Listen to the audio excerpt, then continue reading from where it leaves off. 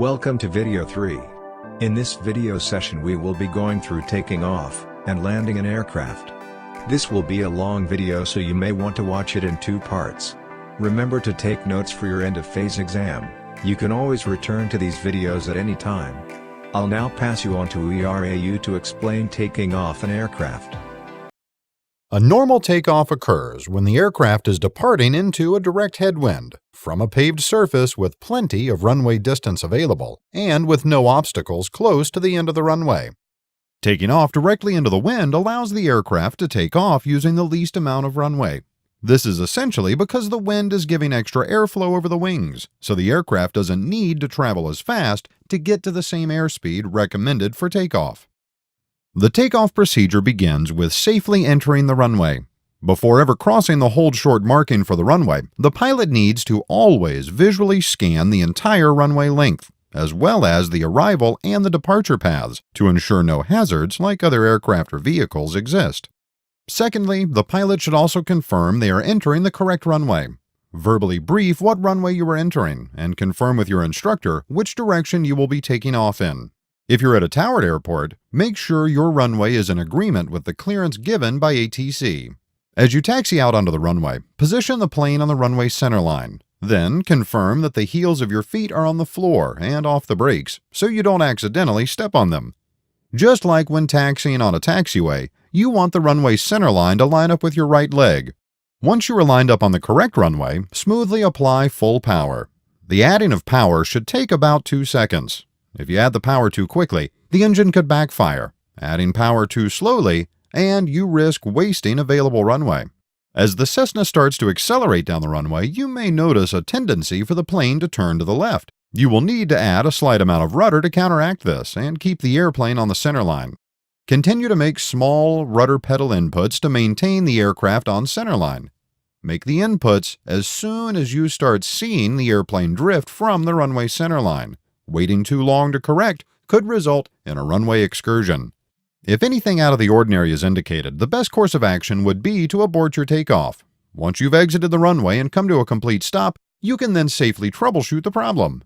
However, under normal conditions, you will continue to accelerate to 55 knots. As the airspeed is increasing, the controls will become more effective. This is due to the increase of air flowing over the control surfaces. Most notably, the airflow under the elevator will actually bring the surface into its neutral position. You will feel this happening as the yoke slides aftward towards you. Once the airspeed reaches 55 knots, it's time to pitch up and begin your climb. This procedure is called rotation. To rotate, smoothly increase back pressure on the yoke, raising the nose until the tip of the engine cowling touches the horizon. This is roughly 9 or 10 degrees of pitch up. Maintain this pitch attitude as you continue to climb out. The goal is to maintain 74 knots. This is the airspeed that gives you the best rate of climb and is also known as VY. You should visually confirm you are climbing using outside references and that your vertical speed indicator is showing a positive value. Next, while climbing out, you should momentarily step on the brakes. As your wheels lift off the ground, they will continue to spin, and this spinning usually results in vibrations. Now that you're airborne, it's important to continuously look outside for traffic and terrain clearance. Remember, 90% of the time, your eyes should be looking outside. When the aircraft is at least 200 feet above the ground, briefly lower the nose toward the horizon to ensure that there is no other traffic in your flight path. Once the area is deemed clear, resume the VY pitch attitude. At 500 feet AGL, lower the pitch to increase the airspeed and continue to climb, now at 85 knots, which is our cruise climb airspeed. At Embry-Riddle, we climb at 85 knots because it allows for better visibility in front of us and better cooling for the engine. If you ever need to climb at a higher vertical rate of climb, do not hesitate to increase the pitch and climb at 74 knots instead. Just like a normal takeoff and climb, a normal approach and landing is a skill that is used during normal situations with calm winds, direct headwinds, or crosswinds, no obstacles on the final approach, and a long, hard-surfaced runway. At this point in your training, we are going to focus on the key parts to a landing: the approach, the roundout, the touchdown, and the after-landing roll. Landings will take some time to master, so this lesson will introduce you to the basic ideas behind a stabilized approach and landing. A successful landing begins with a proper, stabilized approach toward the runway. During the approach, you will be slowing down, reducing power, adding flaps, and descending. To begin the final approach, first pick out your touchdown point and aiming point. The touchdown point is quite literally a point along the runway where the airplane will touch down. This point should be past the threshold, but still within the first third of the runway. In a normal landing, the airplane will float down the runway before it actually touches down, so you, the pilot, need to pick a second point, the aiming point, approximately 400 feet in front of the touchdown point, which you will use in your approach. The aiming point is where you would impact the runway if you did not pitch up for the roundout and landing. A common aiming point used is something easily visible, like the runway numbers or the beginning of a runway stripe. Now that you've got your aiming point picked out, you need to fly directly towards it. Ideally, you should make your approach at a 3-degree descent angle. That's the descent angle that lines you up with the various approach path light systems used on some runways. For reference, if you were at an altitude of 1,000 feet above the ground, you should be roughly 3 miles away from the runway when you start your approach. When it is time to start your descent for the approach, reduce power, let the airplane begin to slow down, and lower the nose. The power setting and intended airspeed can vary depending on how far away from the runway you are.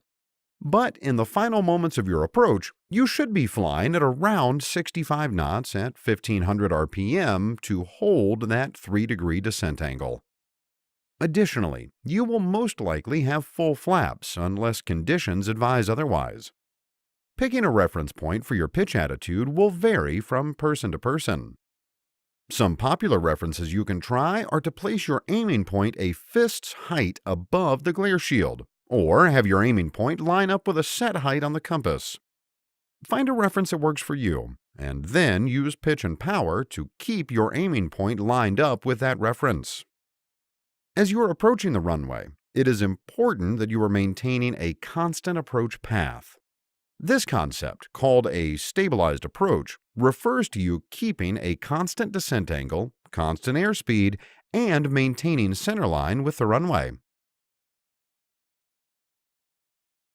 The roundout, also commonly known as the flare, is the portion of the landing where you transition from your descent towards the runway into a nose-up attitude ready to touch down. In the end, the roundout is what makes for a good landing. This is probably the hardest part of the landing to master, but you'll soon realize it's much easier to tackle if you just know where to look. As the airplane flies over the runway threshold, you should begin to transition your vision from the aiming point out towards the end of the runway.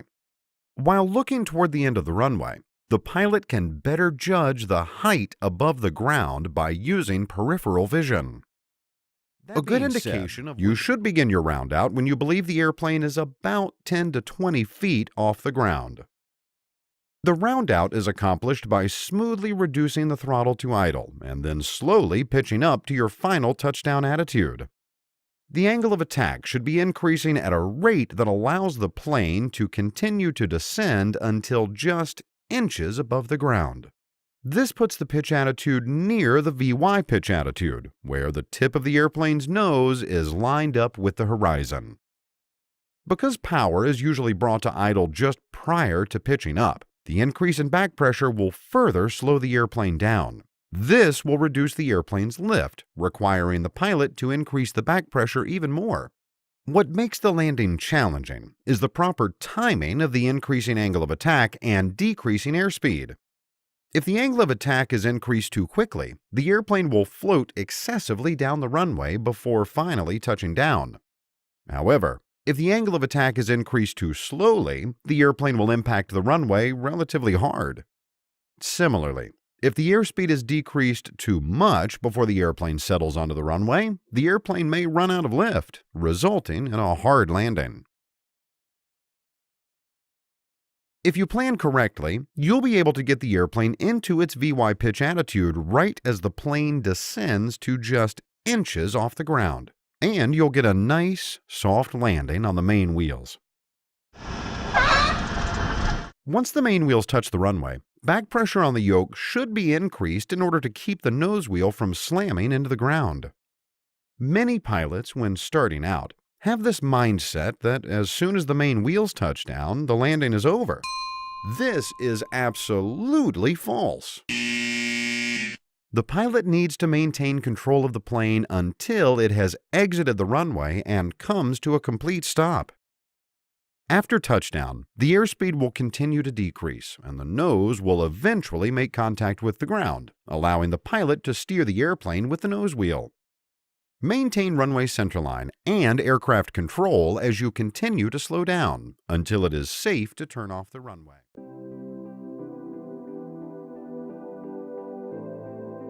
Thank you for watching. If you have any more questions on it, feel free to contact an instructor.